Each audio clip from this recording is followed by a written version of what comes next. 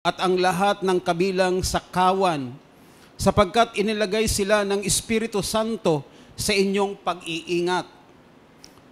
Pangalagaan ninyo ang iglesia ng Diyos na kanyang tinubo sa pamamagitan ng kanyang kamatayan ng kanyang sariling anak. Alam kong pagkaalis ko, magsisipasok ang mababangis na asong gubat at walang patawad na sisilain ang kawan. Mula na rin sa inyo'y lilitaw ang mga taong magsasalita ng kasinungalingan upang mapasunod ang mga alagad at sa gayon maililigaw sila.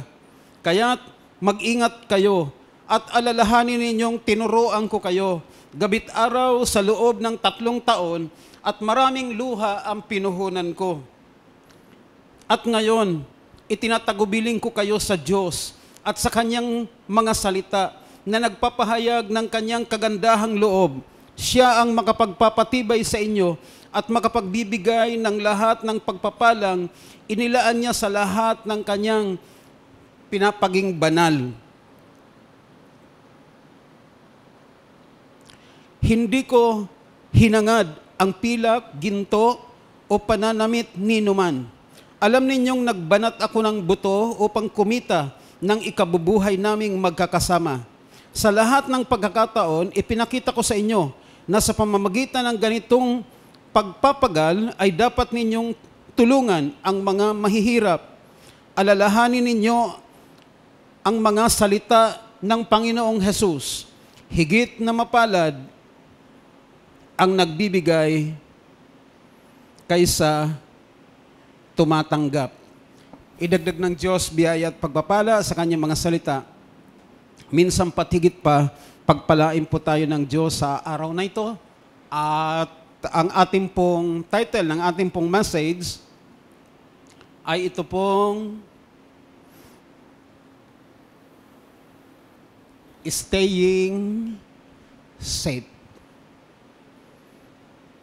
Manatiling ligtas. Amen? I believe naman safe tayo sa umagang ito. Kasi wala nang ibang safe talagang lugar sa presence ng Panginoon. So we are here in the presence of God, the most safest place. At kahit si Satan ay hindi niya kayang pasukin ito sa presensya ng Panginoon. At ang ating Panginoon, ang ating Diyos, sa pamamagitan ng kanyang mga lingkod, nais niya na ang mga anak ng Diyos ligtas, safe sa lahat ng panahon, sa lahat ng pagkakataon. Na tayo po ay safe. Ito ang nais ng Diyos. Pero simula pa man hanggang sa ngayon, we are living in a place wherein dangers abound. Grabe po ang panganib, lalo na po sa panahon natin. Na as we approach to the end, sabi nga po ng mga Bible scholars, ang pinag-uusapan ngayon, hindi na huling panahon ng katapusan ng mundo at pagbabalik ng Panginoon. Ang pinag-uusapan ngayon ay huling oras. We are not talking of the last day now. We are talking about the last hour of the coming of the Lord. Yung pangako ni Lord, yung anak ng Diyos na nagkatawang tao, niya siyang umako ng ating lahat ng kasalanan at nagbayad ng ating kasamaan doon sa krus ng kanyang buhay. Subalit, muli siyang nabuhay at umakyat sa langit sa piling ng Diyos at nangakong muling magbabalik. At tayo po ay nasa oras ng muling pagbabalik ng ating Panginoon. At ang gusto ni Lord, maratnan kanyang safe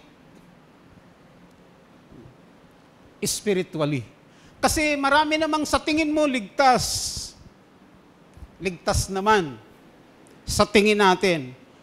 Pero hindi natin alam yung kanyang kaluluwa, kung yung espiritu ligtas ba, na sa pagbabalik ba ni Lord, kasama ba siya na maliligtas? Tingnan po natin ang sinulat ni Paul sa Romans 13:11. Dito po sa Romans 13:11, sinasabi po diyan, this all the more urgent. Urgent, ibig sabihin, this is all the more urgent. Ibig sabihin, immediate. For you know how late it is. See? Kulang na sa oras. Late na. Anong pinag-usapan kaya dyan na late? Yung kulang na sa oras. Time is running out. Nauubos na ang oras. Di ba? Ang kasamaan may katapusan. May oras. Ang pagbabalik ni Lord may oras. Ang buhay natin may oras. And the time is running out. Minsan yung pinakabaliwala natin maliban sa Diyos, di ba? Baliwala ng tao yung Diyos. Pangalawang baliwala niya yung oras niya. Na sa bawat araw, pabawas na pabawas ang ating oras, paiksi ng paiksi. Ang buhay na meron tayo dito sa lupa. Time is running out. Ang sabi po dyan ng lingkod ng Diyos, wake up! Gumising tayo. Sinong pinagigising? Ang church, ang mga Kristiyano, the people of God, pinagigising ng Panginoon. Saan? Sa spiritual lethargy. Ang church, ang bayan ng Diyos, ay nasa malakihang pagkakatulog spiritually. Spiritual lethargy. Spiritual inactiveness. Ang church, ang mga anak ng Diyos, walang ginagawa. Pag walang ginagawa, anong ibig sabihin? Inactive, tulog. So pinapakita yung larawan ng church sa ngayon, merong malakihang pagkakatulog ang church. Wala silang ginagawa patungkol sa Diyos. Walang ginagawa silang activity ng Panginoon. Ano po bang activity ni Lord? Making disciple. Ano pa?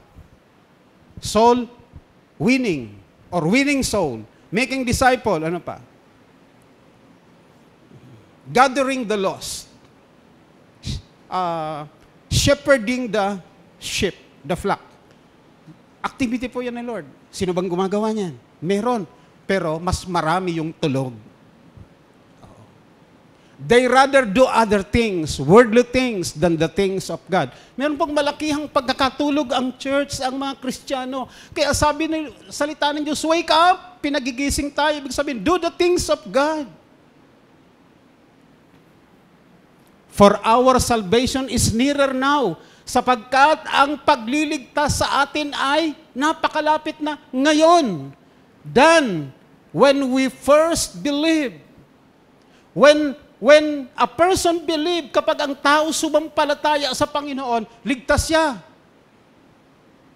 Yan po yung pagsisimula ng kaligtasan ng isang tao, kaligtasan sa paghuhukom, kaligtasan sa condemnation, sa judgment, kaligtasan sa kasamaan, sa kasalanan, kaligtasan kay Satan, kaligtasan sa impyerno when we first believe.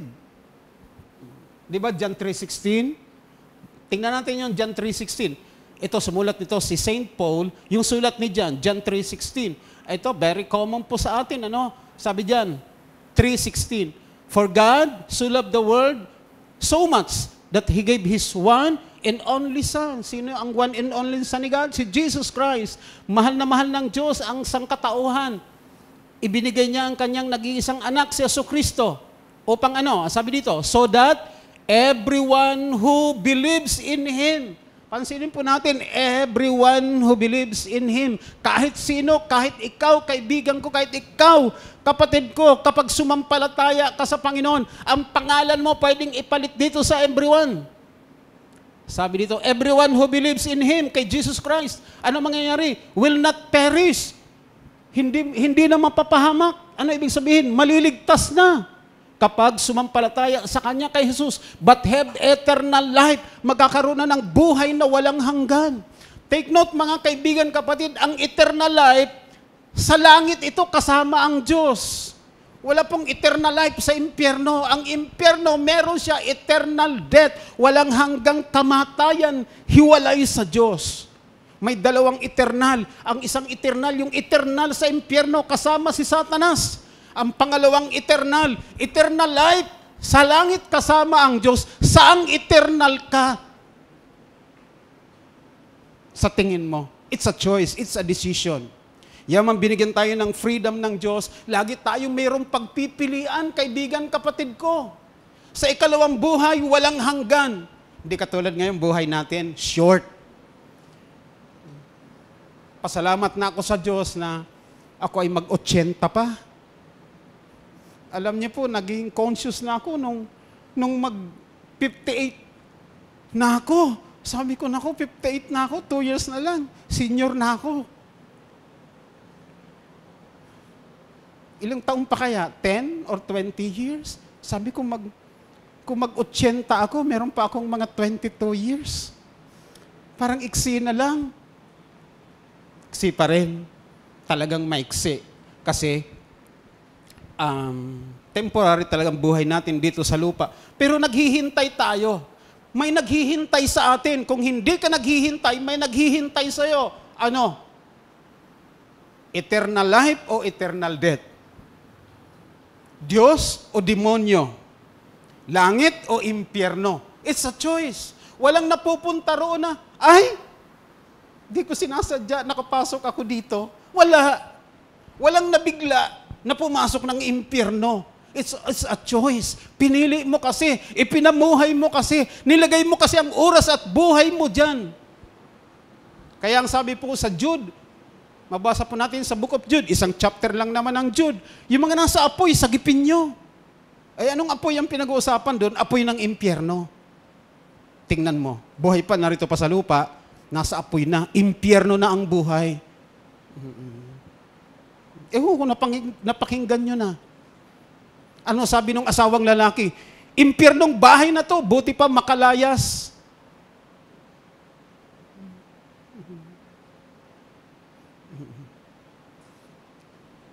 Sabi naman ng babae, demonyo ka. Sabi naman ng lalaki, demonya ka. Dumating yung anak, saan ka galing? Bata kang demonyeto ka. Grabe. So tingnan niyo po yung buhay nila dito sa lupa, impyerno na. Lumayas ang lalaki, umalis. Umalis din ang anak.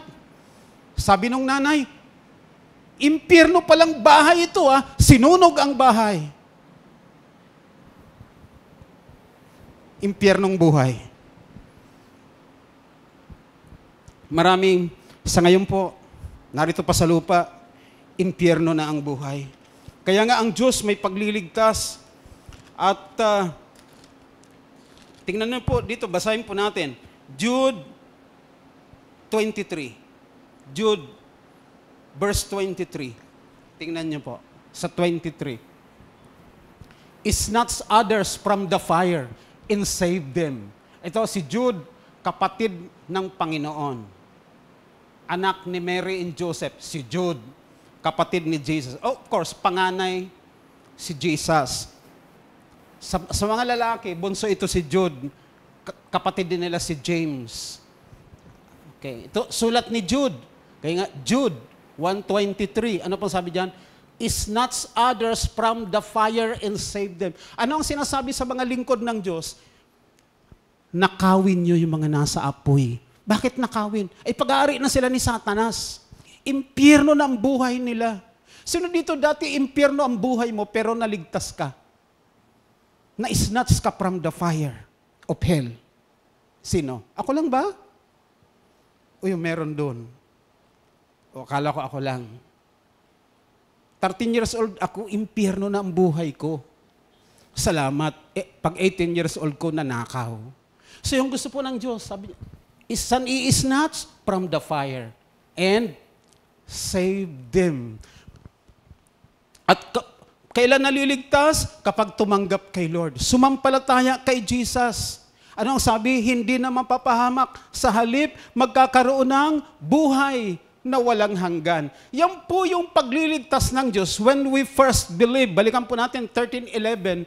13:11, ng Romans. Yan po yung sinasabi ni Paul na yung pagliligtas ng Diyos, Romans 13:11, when we first believe. Kapag sumampalataya ka, ligtas ka, meron kang tatak ng Espiritu ng Diyos. When you first believe, ligtas ka. Kasi sumampalataya ka. Ito ang tinitingnan ng Diyos. Sumampalataya ka kay Jesus na nagbigay ng buhay para sa'yo.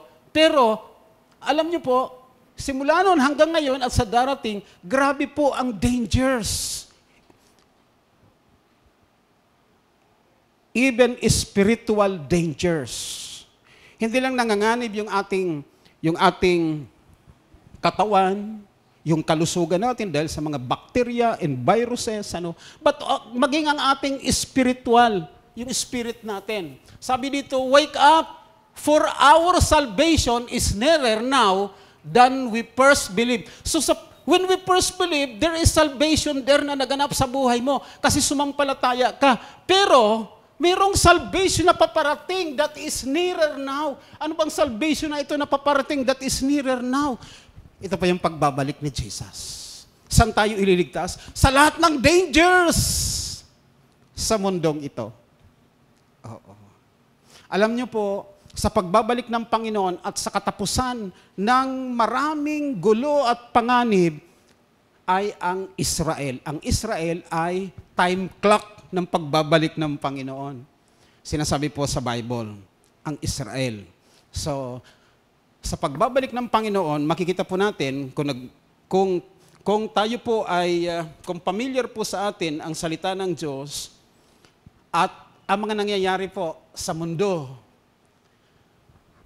talaga po ang pagbabalik ng Panginoon ay oras na lang.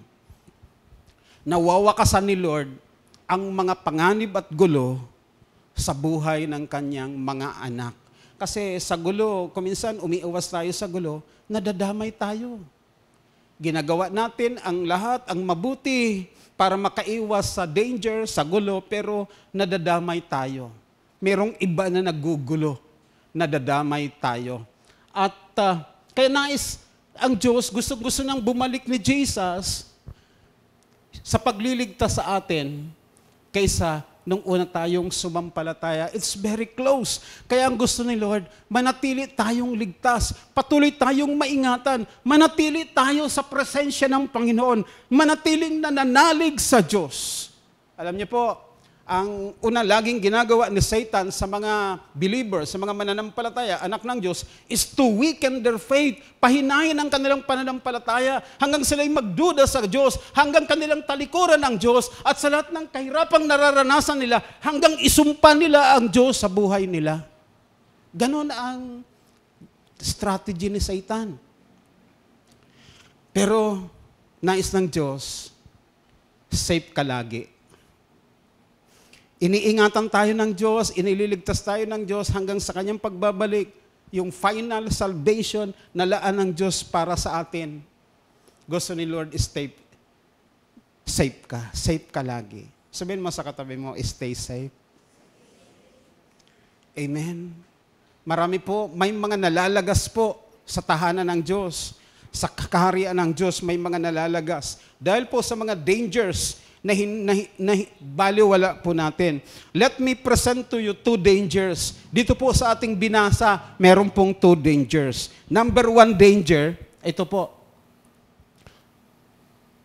Yan. Fierce wolves not sparing the flock. Yan po ang unang dangers. Nais ni Lord, sa mga dangers na ito, God's people must be on guard. Oh. Number 1, ang mga anak ng Diyos maging on guard sa fierce wolves not sparing the flock. Okay. Nasa 29 yan. Tingnan po natin yung 29. Balikan po natin yung binasa natin kanina. Okay? Oo. Verse 20, 29, I know that after I leave, imposters. Dito sa The Passion Translation, ang nakalagay ay imposters. Sino yan? Okay, tingnan natin sa ating binasa kanina sa Good News Translation. Tingnan po natin. Ito, Good News Translation, I know that after I leave, si Paul ang nagsasalita, sabi ni Paul, after I leave, fierce wolves will come among you and they will not spare the flock. Sabi dito ni Pablo, sa pag-alis ko, merong mababangis na lobo o asong gubat ang darating sa inyo at hindi niya patatawarin, will not spare the flock. Sabihin, wawasakin niya, guguluhin niya ang kawan. Ano kaya? May mga darating daw na fierce wolves. Saan? Sa church, sa people of God. Ano ang gagawin nila? Wawasakin nila ang flock, yung munting kawan. Hindi nila paliligtasin, wawasakin nila. Ano ba ang fierce wolves na to? Kanina, tinignan natin sa The Passion Translation, ang nakalagay doon na word, instead na fierce wolves ay imposters. Sabihin, mga impostor. Ano kaya yun? Sino kaya yun? So dapat, ma-spot natin sila. Okay, tingnan natin sa New Living Translation. Okay.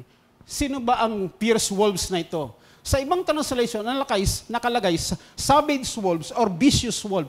Dito, nakalagay vicious wolves, mga darating. Sino bang vicious wolf na ito? Tingnan niyo po, basahin natin. I know that false teachers pala, mga mali o bula ang tagapagturo. False teacher pala ito.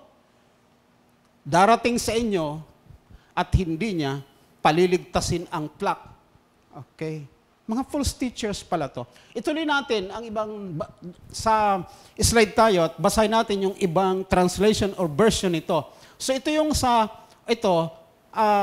New NCB version, New Century Version ng Bible, ang sabi niyan, I know that after I leave, some people will come like wolves. Mga tao pala to, mga false teachers. Pero sila, ang katulad nila ay wild wolves, asong gubat, and try to destroy the flock. Sisirain nila yung flock, yung small group. Ang flock, ginamit ni Jesus ang salitang ito to describe a small group of God's people. A small group of God's people. Ang tawag natin dyan, cell group. Yung iba, love group. Yung iba, disciple group. Yung iba, care group. Pero ano ang generic? Flock. Ang generic word, flock. Si Jesus ang gumamit niyan. So, yan pala ang puntirya ng people like wild wolves to destroy ang flock. Okay, next version, tingnan natin. Sa next version, next slide, Tagalog, mabuting balita, 2005. Sabi diyan, alam kong pagkaalis ko'y magsisipasok ang mababangis na asong gubat at walang patawad nilang pupuksain ang kawan. Ano ang sisirain? Anong pupuksain nila? Yung flock, yung kawan, yung small group. Sino dito yung may mga small group o nasa small group? Pakitaas ang kamay. Okay, nasa small group. Sabihin mo sa katabi mo, ingat ka. Ingat ka sa mga asong gubat. Tuloy natin, next. Meron pa bang sunod?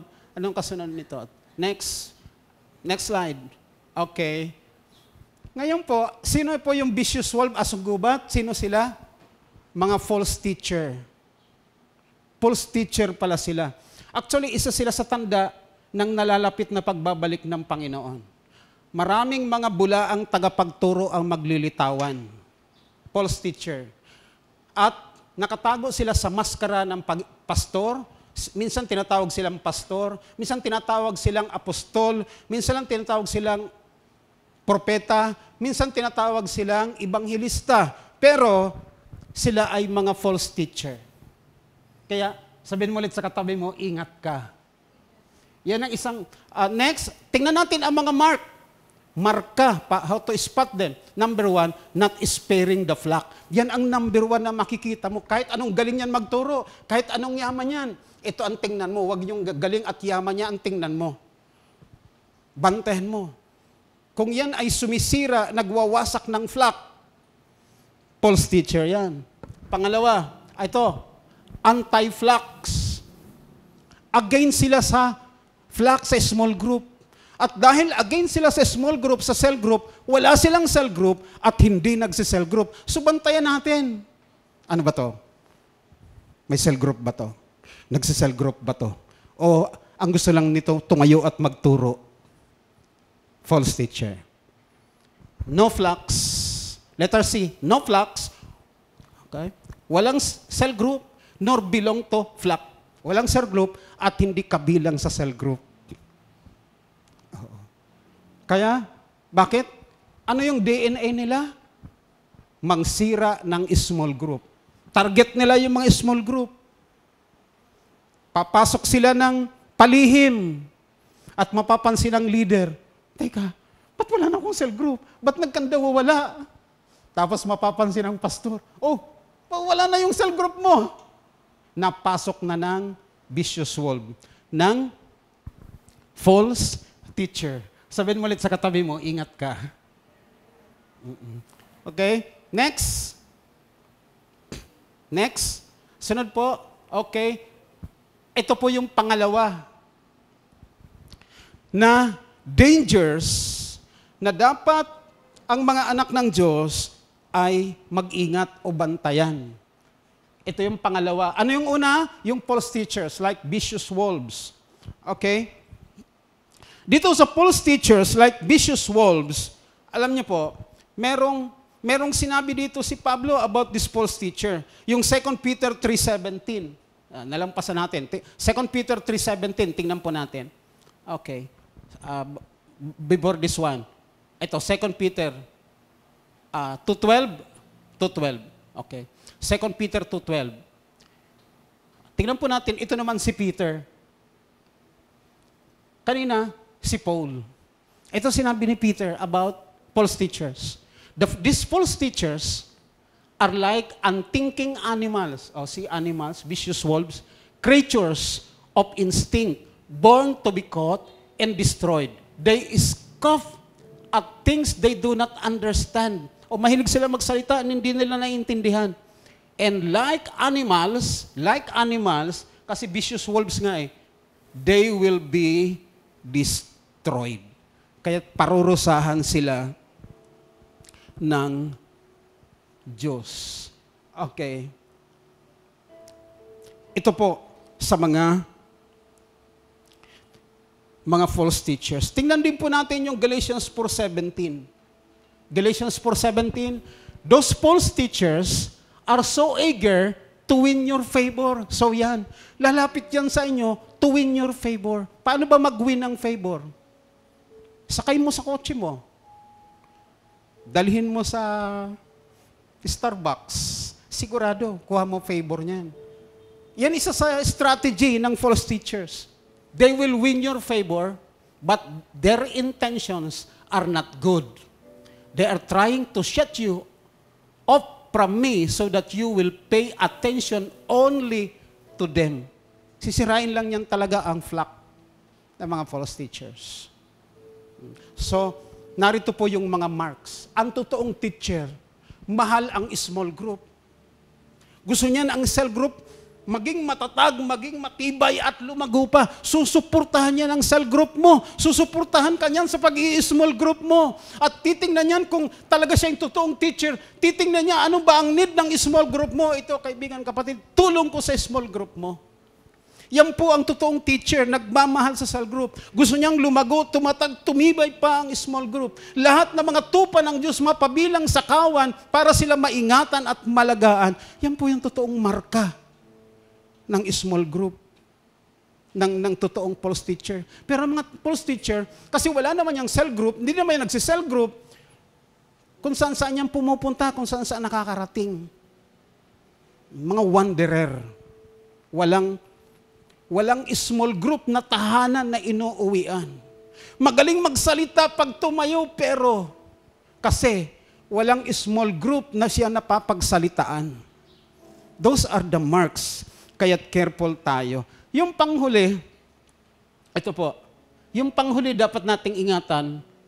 Kasi alam niyo po, sa binasa natin, sa Acts chapter 20, 26 to 35, 3 beses, binanggit ni Pablo yung pag-iingat. Mag-ingat kayo, mag-ingat kayo, mag-ingat kayo. Ito po, pinag-iingat tayo. To men, saan mag-iingat? To men, telling lies to lead the believers away after them. Ililid nila ang believers away after them. Away, but after them.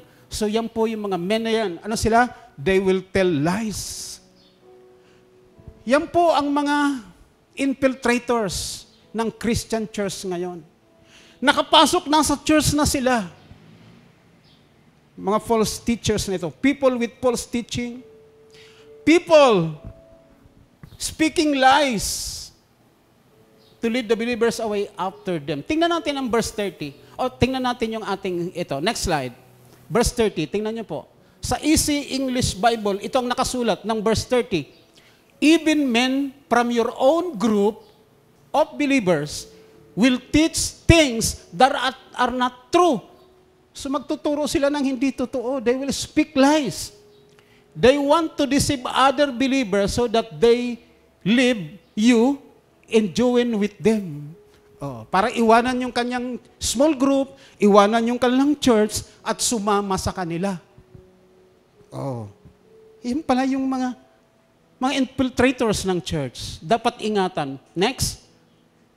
Ito, New Century Version. Sa New Century Version, ang nakalagay ng verse 33, also, some from your own group, grabe yung kanina, from outside ito, ang false teachers papasok. Pero hindi yan bigla. Ang isang false teachers, pag pumasok, mag-i-spend muna yan ng 1 taon, 2 taon, 3 taon. Pag nag 3 years, dyan na yan lalantad. Dyan na lalabas yung kanyang pagiging false teacher. Okay? At doon na siya magsimulang manira ng small group. Kaya may mga church ngayon, talagang yung cell group nila ay suffering because of the false teachers. So ito, tingnan niyo po ito. Some from your own group will rise up and twist the truth. Babaliktarin niya ang totoo.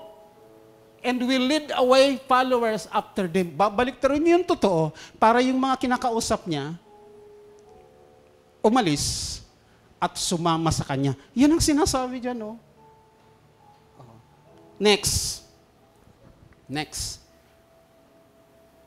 Contemporary, CSB Bible. Christian Standard Bible. Ito, nakasulat. Men will rise up even from your own number and distort the truth. Ganun din, distort the truth. Binabaliktad ang totoo. Speaking lies.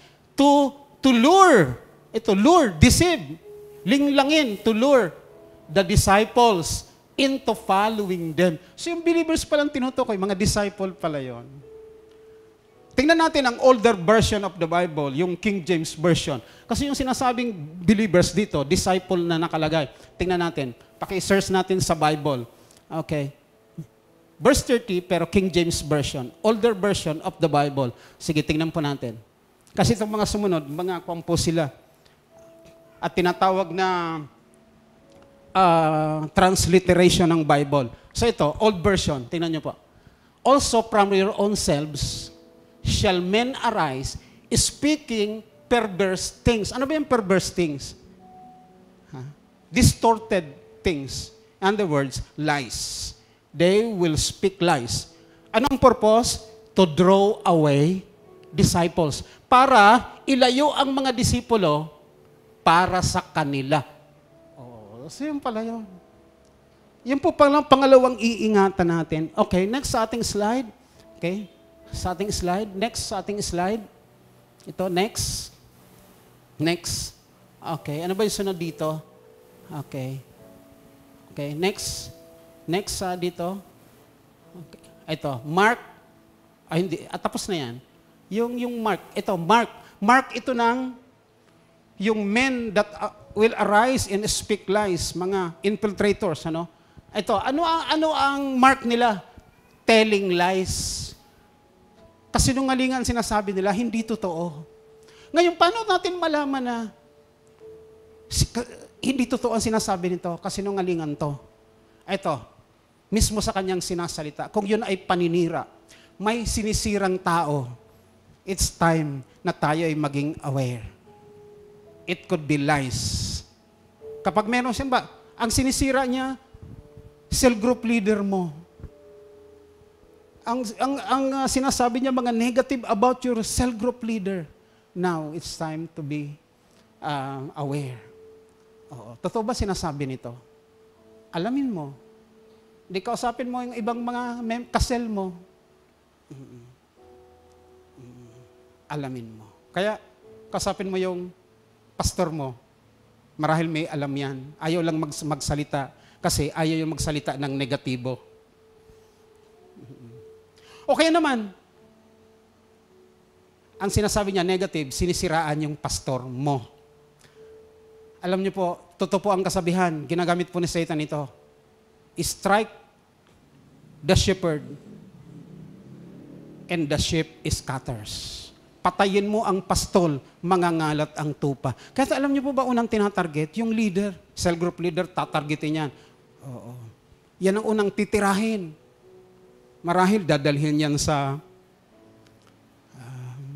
Starbucks, liligawan yan. Oo. Ano ang intensyon? Masira yung small group. Kuminsan, ang sisiraan yan, pagsasalita niya ng masama, yung pastor. O yung pastor, walang kaalam-alam. Oo. So paano ngayon? Paano mo ma-check? Merong negative things, mga masasamang pananalita, ibinabato sa pastor mo. Kuminsan yung kasinungalingan, madaling paniwalaan. Wag, check mo muna, totoo ba? Alam mo si Satan pag nagsalita, convincing. Ang devil pag nagsalita, convincing. John chapter 8, si Satanas, the devil, ang father of lies.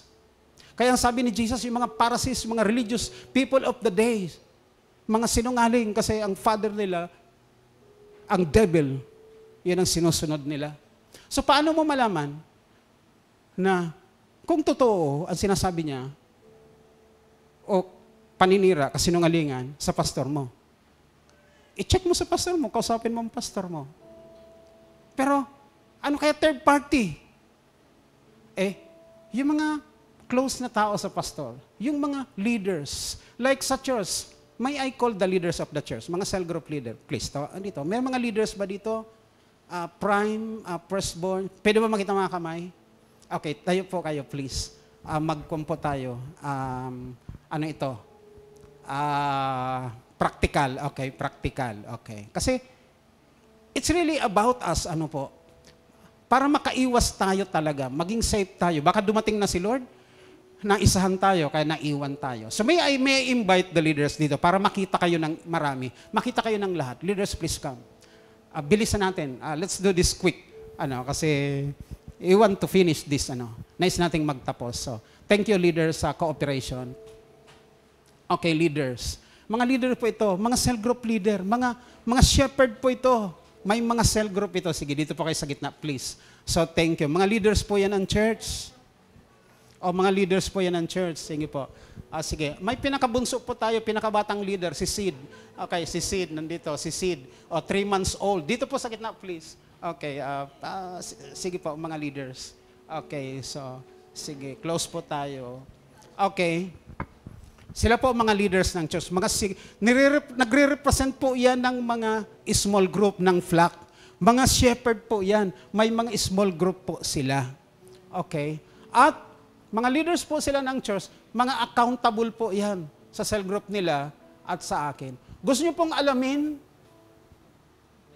Kung gusto nyo malaman, kung may mga negative pong sinasabi laban sa akin, laban kay Pastor Ates, itanong nyo po sa mga dito. Ito po, mga nakapalibot, nakabantay po sila sa amin. Mga close leaders po sila. Bukas po ang buhay namin sa kanila. Yung iba sa kanila, 24 hours nakasama kami. Every day. Dingding lang ang pagitan, plywood pa. Kaya walang oras na hindi nila alam o hindi mapakinggan ang usapan namin ni Mami Tess. Ito, katabi namin, dingding lang ang pagitan, plywood pa. Si Ate Rose. Nasaan si Ate Rose? O taas Ate Rose. Sino pa? Si Ate Flor. Ito pa. May isa pa silang ka-boardmate. Si Teps. Kilala niyo si Teps, worship leader natin. Mga ka-boardmate namin sila. Dingding lang ang pagitan. Ito si Ronil. Ito si Ronil. Ito pa, worship leader natin, si David. Daniel. Oh, mga ka-boardmate namin yan. Yan mga pinakamalapit sa amin. Ito mga leaders. So may gusto po kayong i-check, may sinasabi po sa aming mga paninira, kasinungalingan. Gusto nyo pong i-check, itanong nyo po dito. Kung ano talaga ang buhay namin. Makikita nyo po, para makilala nyo yung mga taong nagsasalita ng laban sa amin. This is not for me, mga kaibigan, kapatid. This is for you. Kasi, kung may nagsasalita po sa inyo ng mga negative, masasama laban sa amin, sino po ang apektado? Unang-una po kayo.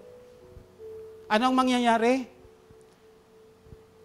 Ilalayo po nila kayo. Ito ang mangyayari. Okay? Lead the believers away after them. Ilalayo po kayo. Oo. Malalayo. Magugulo kayo. Oo. So, pangalawa na lang ang church o kami na apektado. So, pinakita ko lang po sa inyong paraan kung paano po i-check ang isang negative statement. Paano malaman? Paano nyo po i-check? Di po ba, pag may sinasabi pong negatibo o masama sa asawa mo, yung kapitbahay mo, hindi ka naman agad maniniwala, di ba? Kakausapin mo muna asawa mo kung totoo. O kaya may sinasabi pong negative or accusation sa anak mo, hindi mo naman agad paniniwalaan, di ba? Kakausapin mo muna yung anak mo. O kaya babantayan mo, i-check mo muna, totoo ba ang paninira sa anak ko? Totoo ba?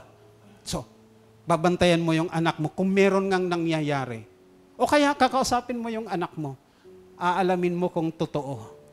Kasi yung mga nagsasalita ng negatibo, gusto nilang sirain ang buhay mo, ang pamilya nyo, at ang buhay ng inyong mga anak. Kuminsan, kasi kung yung nararanasan nilang evil sa buhay at sa pamilya nila, gustong ipasa sa'yo, gusto kang idamay, gusto ganun ka rin. Yan po ang work ng devil. Maraming salamat po, leaders. Thank you po. Thank you po. Nais ng Panginoon na ang church, tayo po, bawat isa, ay ligtas sa lahat ng panganib.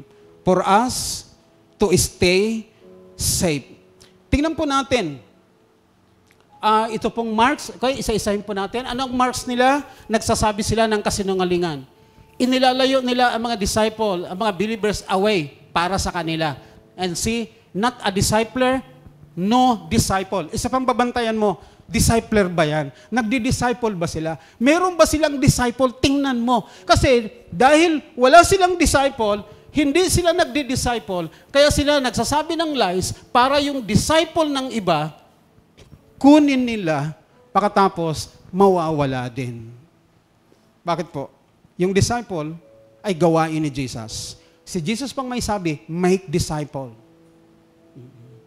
Si Jesus, sa pagbabalik niya, ang babalikan niya, disciple. Ang babalikan niya, church in flux, with shepherds, taking care and protecting the sheep. Tingnan po natin ang 2 Peter 3:17 sa ating pagtatapos. 2 Peter 3:17, ito pong sinulat again ng lingkod ni Lord na si Peter. Ang sabi po ni Peter, you already know these things, dear friends. So, be on guard. Anong ibig sabihin? Mag-ingat kayo. Saan tayo pinag-iingat? Sa false teachers, sa mga infiltrators ng church. So, be on guard. Then, you will not be carried away by the errors of these wicked people and lose your own secure footing. Lose your own secure footing. Ano yung secure footing mo? Ligtas ka sa Panginoong Jesus. Ingatan mo yon para sa pagbabalik ng Panginoong Jesus. Habang sa papalapit ng pagbabalik ng Panginoon, sinabi ni Jesus, 2 bagay, 2 tao sa huling panahon. Ang masama, higit pang magpapakasama. Ang mabuti, higit pang magpapakabuti sa pagbabalik ng Panginoon. Kaya makikita mo talaga, may nagpapakasama, may nagpapakabuti. Kasi alam nila, darating ang Panginoon.